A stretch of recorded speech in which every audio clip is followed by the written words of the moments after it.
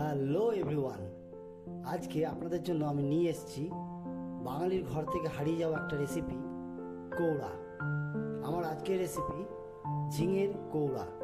কৌড়া শুনে হয়তো অনেকেই অবাক হবেন, তবে বলে রাখি কৌড়াটা হচ্ছে একটা প্রাচীন বানানোর কৌশল বা পদ্ধতি। যেমন চচ্চড়ি, ডালনা, ঠিক সেরকমই কৌড়াটা হচ্ছে একটা পদ্ধতি যেটা প্রায় হারিয়ে যেতে বসেছে। সেই জন্য আপনাকে লাগছে কিছু ঝিঙেগুলো যত কচি হবে ঠিক ততটাই রান্নাটা ভালো হবে। এই রান্নাটি যতটাই সুস্বাদু ঠিক ততটাই কম সময়ে আপনি এটাকে বানিয়ে নিতে পারবেন। এই রান্নাটির মূল বৈশিষ্ট্য হলো কাঁচা লঙ্কা, কালো জিরে আর সর্ষের ব্যবহার। বাই দ্য ওয়ে, আমার নাম শেফ ভুবি আর আপনারা দেখছেন ভুবিস কিচেন। যেমনটা বলেছিলাম ঠিক তেমনই ঝিঙেগুলোকে আমি ঠিক লম্বা লম্বাভাবে কেটে নিয়েছি আর লঙ্কাগুলোকেও ঠিক এইভাবে মাঝ বরাবর চিড়ে নিয়েছি। এই রান্নাটা আমিষ বা নিরামিষ দুই রকমভাবেই করা যায়, বা আপনি গোটা বা বেটেও এই রান্নাটি করতে পারেন। এর জন্য প্রথমে আমি যে ঝিঙেগুলোকে কেটে নিয়েছিলাম সেগুলোকে গরম তেলে দিয়ে আমি কিছুক্ষণের জন্য এটাকে নাড়িয়ে চাড়িয়ে নেব।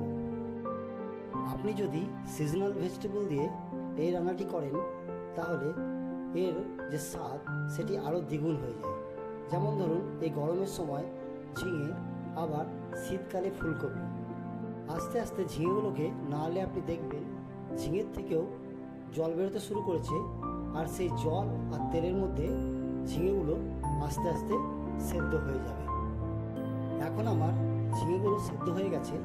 এবার আমি আস্তে আস্তে ঝিঙেগুলোকে তুলে নেব। এই পর্যায়ে ঝিঙেগুলো সব তোলা হয়ে গেলে আমি কিছুক্ষণ তেলটাকে ফুটতে দেব, যাতে তেলের মধ্যে থাকা জলগুলো সম্পূর্ণ এভাপোরেট হয়ে যায়। এবার আমি এর মধ্যে দিয়ে দেবো কিছুটা কালো জিরে। কালো জিরেগুলো একটা সুন্দর গন্ধ বেরোতে শুরু করেছে।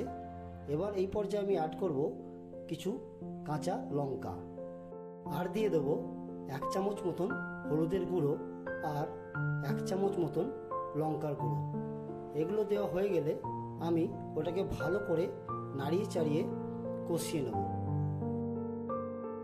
ভালো করে কষানো হয়ে গেলে এবার আপনি অ্যাড করুন আপনার ভেজে রাখা ঝিঙেগুলোকে। দেখুন, আমি ঝিঙেগুলো এর মধ্যে অ্যাড করে নিয়েছি। অ্যাড করে আমি এটাকে ঠিক 2 মিনিট মতন কুক করে নেব, আর এর মধ্যে কিছুটা জল দিয়ে দেবো।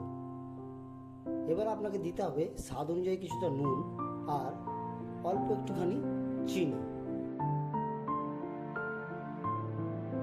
এই সময়ে আমি বেটে নেব কিছুটা সর্ষে।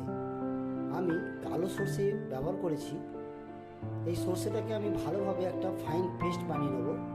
দেখুন কত সুন্দরভাবে আপনি শিলনোড়া দিয়ে বা মিক্সি জার দিয়েও একটা ভালো পেস্ট বানাতে পারেন।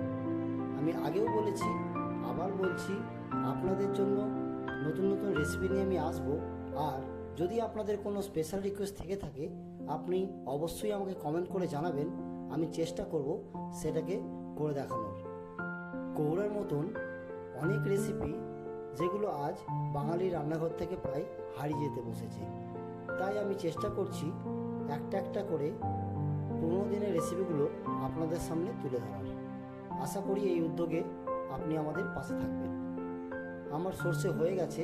এবার আমি এই সর্ষেটাকে এই ঝিঙের মিক্সারের মধ্যে দিয়ে দেবো, আর এটাকে ঠিক 1 মিনিট মতন আরও কুক করব।